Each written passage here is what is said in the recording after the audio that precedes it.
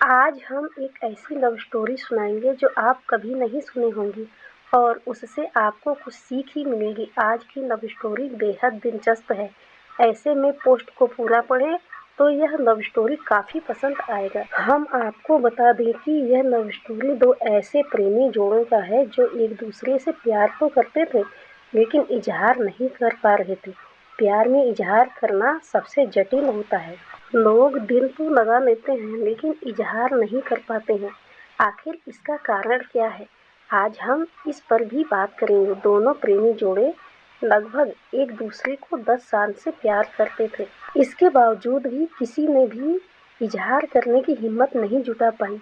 एक दिन प्यार में ऐसा भी कुछ पल आया, दोनों की प्यार रियल प्यार में बदल गया। किसी तरह से राजू ने अंजना को इजहार कर दिया। राजू के इजहार करने के बाद अंजना ने एक पल भी नहीं लगाया और रोती हुई आंखों से उन्होंने राजू को ऐसे गले लगाया मानो कोई धरती आसमान में समा रही है। दरअसल राजू को अंजना के इस कदर प्यार के बारे में मालूम नहीं था। जैसा कि हर प्रेमी सोचते हैं सिर्फ हम ही तुमसे मोहब्बत करते हैं, ऐसा राजू को भी लगता था।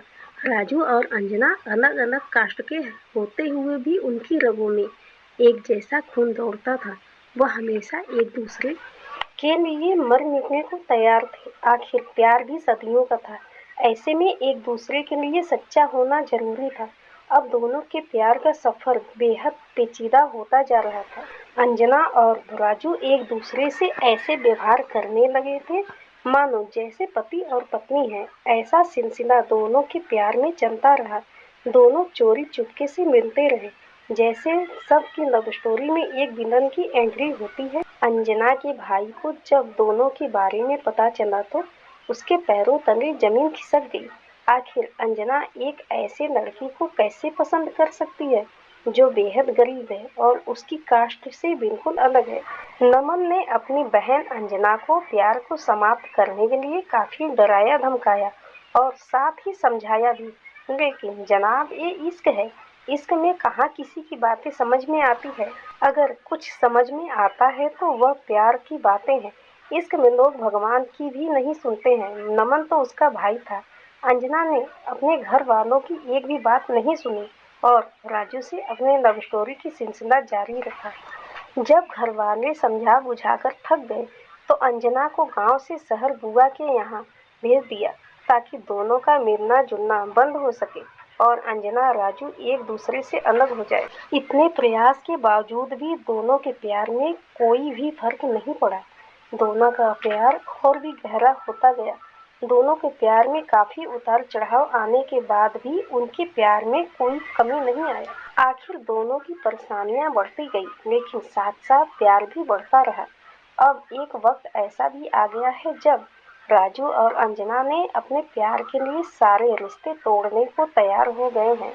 दोनों ने फैसला कर लिया है, अब घर छोड़कर भाग जाना पड़ेगा, तभी मेरा प्यार जिंदा रह सकता है। आखिर हर प्रेमी के साथ एक ऐसा वक्त जरूर आता है जब वह अपने प्यार के लिए सब कुछ छोड़ने को तैयार हो जाता है। दोनों घर छोड़कर दूसरे शहर चले गए और एक बंद कमरे में रहने लगे।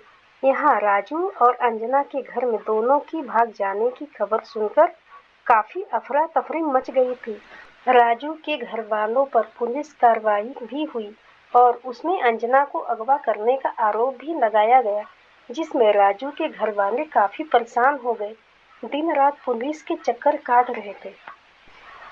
जब यह बात राजू और अंजना को पता चला तो उन्होंने कोर्ट में शादी करके अपने घर वापस आ गए।